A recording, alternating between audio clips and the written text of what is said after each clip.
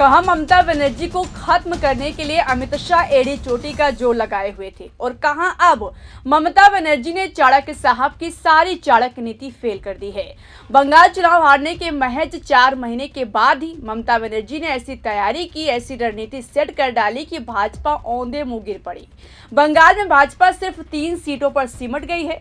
दोस्तों, टीएमसी की बम्पर जीत हुई है। एक तरफ ममता बनर्जी ने सिर्फ 4 महीने के अंदर ही चुनाव की कमान अपने हाथों में लेने वाले अमित शाह को उनकी औकात दिखा दी, तो वहीं दूसरी तरफ दोस्तों अमित शाह के मंत्रालय बदलने की भी खबरें सामने आ रही है। देवेंद्र फडणवीस को मोदी ने दिल्ली बुला लिया है, तो क्या देवेंद्र फडणवीस अमित शाह का मंत्रालय संभालेंगे, उनको जिम्मेदारी दी जाएगी? इस पर बात करने से पहले कैसे ममता बनर्जी की तैयारी और चुनाव रिजल्ट ने भाजपा को मुंह दिखाने लायक नहीं छोड़ा, भाजपा कमान का मुंह धुआं धुआं कर दिया। खबर देखिए, लिखा हुआ है विधानसभा हार के बाद पहली बार ममता की टीएमसी ने दिखाया दम, 23 में से 15 सीटें जीतकर बीजेपी लेफ्ट को पछाड़ा। यानी दोस्तों, ममता बनर्जी को इतनी आसानी से खत्म करना अमित शाह के बस की बात नहीं है। भाजपा वालों को लगा था कि विधानसभा चुनाव जीतकर आसमान में तीर मार लिया है। टीएमसी के सांसदों और विधायकों को तोड़कर भाजपा कमान को लगा था कि ममता बनर्जी को खत्म कर देंगे। लेकिन एक तरफ बागियों के खिलाफ ममता की पार्टी सुप्रीम कोर्ट पहुंच चुकी है, तो वहीं दूसरी तरफ ये खबर बता रही है कि ममता बनर्जी का अस्तित्व इतनी आसानी से खत्म करना अमित शाह के लिए पहाड़ खोदने जैसा है। मुख्यमंत्री बनने के बाद शुभेंदु अधिकारी की पहली परीक्षा थी, लेकिन ममता के आगे उनका प्लान कहीं दिखाई नहीं दिया, धराशायी हो गया। अब आप सोच रहे होंगे कि आखिर कौन सा चुनाव था। दरअसल ये पश्चिम बंगाल बार काउंसिल का चुनाव था। वोटिंग 9 मार्च से शुरू हुई थी। चुनाव में 23 सीटों के लिए मुकाबला हुआ था। इस चुनाव में राजनीतिक दलों से जुड़े उम्मीदवार भी मैदान में थे। टीएमसी की तरफ से 23, बीजेपी की तरफ से 22 और वाम दलों की ओर से 12 उम्मीदवार मैदान में थे। इनके अलावा 18 निर्दलीय वकीलों ने भी चुनाव लड़ा था।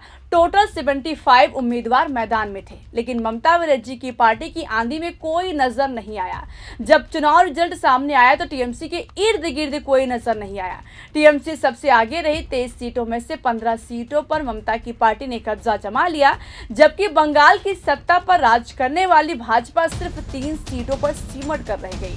वाम मोर्चे को भी 3 सीटें मिली है और कांग्रेस के खाते में 2 सीटें गई है। यानी दोस्तों, इस चुनाव रिजल्ट ने भाजपा के अहंकार को भी तोड़ दिया है। बंगाल चुनाव में साम दाम दंड भेद हथकंडा अपनाकर भाजपा की सरकार तो बन गई, लेकिन 4 महीने के बाद ही भाजपा को अपनी असली औकात भी दिख गई। बंगाल चुनाव में अमित शाह ने अपनी पूरी ताकत झोंक कर ममता सत्ता छीन ली, मगर बार काउंसिल के चुनाव में ना कोई चाणक्य नीति कामयाब हुई और ना ही शुभेंदु अधिकारी की आंधी चली। उल्टा भाजपा को बेइज्जती का सामना ही करना पड़ा। जब रिजल्ट का पिटारा खुला तो भाजपा का मुंह धुआं धुआं हो गया। टीएमसी ने अपना परचम लहराकर बता दिया कि इतनी आसानी से किसी के अंदर हिम्मत नहीं है जो ममता को बंगाल से उखाड़ कर फेंक सके। दोस्तों, ये कोई छोटी खबर नहीं है, बल्कि ममता की शानदार जीत उस समय हुई है जब बंगाल चुनाव में कुर्सी गंवाने के बाद जिन लोगों को ममता ने राजनीति की एबीसीडी पढ़ाई, वही लोग पीठ में छुरा घोंप कर बगावत कर गए। जब ममता बनर्जी की पार्टी के 2 फाड़ हो चुके हैं, ईडी और सीबीआई लगा दी गई है, बैंक खाते तक फ्रीज कर दिए गए हैं, ऐसे समय में 15 सीटें हासिल करके ममता बनर्जी ने साबित कर दिया कि वो अभी भी राजनीति की बहुत ही शातिर, समझदार और सधी हुई खिलाड़ी हैं। हार और अपनों के धोखे के बाद भी शांत नहीं बैठी, बल्कि अपनी पार्टी को फिर से उठाने की तैयारी में लग गई हैं। दोस्तों, ममता बनर्जी कह भी चुकी हैं कि वो अकेले भी अपनी पार्टी को फिर से खड़ी कर सकती हैं, लेकिन किसी की धमकी के आगे ना हार मानेंगी और ना ही घुटने टेकेंगी। मरते दम तक भाजपा से लड़ती रहेंगी। यानी दोस्तों, अमित शाह की चाणक्य नीति 4 महीने के बाद ही ममता के सामने फेल होती दिखने लगी है। इधर बंगाल में ममता ने धुआंधार वापसी की और उधर इसी बीच सूत्रों का कहना है कि दिल्ली दरबार में चर्चा हो रही है, मोदी के कथित चाणक्य साहब का मंत्रालय बदला जा सकता है। खबर है कि देवेंद्र फडणवीस महाराष्ट्र छोड़कर दिल्ली की राजनीति करने वाले हैं। उनको मोदी अपनी कैबिनेट में शामिल करने पर विचार कर रहे हैं। दोस्तों, सूत्रों का कहना है कि इधर ऐसी अफवाहें चल रही थी और उधर मोदी और देवेंद्र फडणवीस के बीच दिल्ली में मुलाकात तक हो चुकी है। हालांकि मुलाकात किस टॉपिक पर हुई है अभी कुछ भी क्लियर नहीं हुआ है, मगर जिस तरह से अटकलें हैं, सवाल है कि क्या देवेंद्र फडणवीस को अमित शाह का मंत्रालय सौंपा जाएगा या फिर कोई और? क्या सच में अमित शाह के हाथों से गृह मंत्रालय छिन जाएगा? हालांकि ये तो वक्त बताएगा, लेकिन दोस्तों एक चीज साफ है कि अमित शाह के भी दिन सही नहीं चल रहे हैं। जिसकी चाणक्य नीति अभी तक कामयाब होती थी, अब उसे उल्टा औंधे मुंह गिरना पड़ रहा है।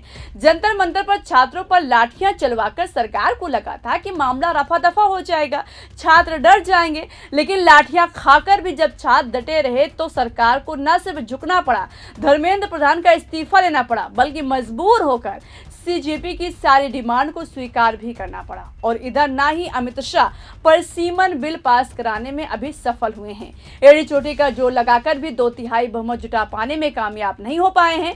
ममता की पार्टी में ऑपरेशन लोटस और उद्धव ठाकरे की पार्टी में ऑपरेशन टाइगर चलाकर भी मोदी सरकार 2/3 बहुमत के आंकड़े से बहुत दूर दिखाई दे रही है। खबरें थी कि डीएमके के 22 सांसदों के समर्थन के लिए मोदी स्टालिन से लगातार संपर्क कर रहे हैं, लेकिन डीएमके ने मुंह पर ही बेइज्जत कर दिया। उल्टा विजय जब परसीमन बिल के खिलाफ विधानसभा में प्रस्ताव लेकर आए तो स्टालिन की पार्टी ने पूरा समर्थन दे दिया और साफ कह दिया मोदी सरकार को समर्थन देने का सवाल ही नहीं पैदा होता है। हालांकि अब खबरें हैं कि मोदी मंत्री पद का ऑफर देकर स्टालिन को मनाने की कोशिश कर सकते हैं, लेकिन क्या स्टालिन इसके लालच में आ जाएंगे, ये तो देखने वाली बात होगी। फिलहाल दोस्तों अभी के लिए इस पूरी खबर में इतना ही। इस वीडियो को शेयर और लाइक कीजिएगा। देखते रहिए 4PM। नाम शिवानी पांडे। नमस्कार।